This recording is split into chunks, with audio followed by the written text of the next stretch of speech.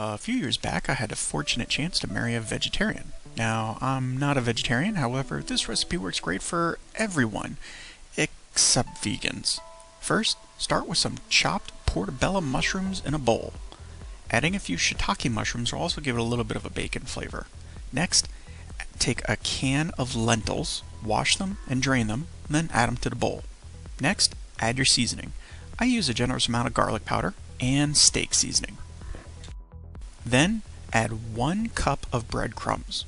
Mix it up, add more seasoning if you like, add 1 egg and mix. Then, half a cup of water, mix well again, and then it's time to make your patties just like you would with ground beef. I like to use these little bowls greased with some butter to help me measure and then form the patties. Next, layer out some wax paper and start making your patties. After that, just wrap them in saran wrap and freeze them for at least 1 hour to solidify. After that, you can continue to freeze them individually or cook them just like you would any other hamburger. I personally like them with some kosher bacon and cheese. Let us know what you think in the comments below, and don't forget to check out our other recipe videos. Thanks, and have fun out there.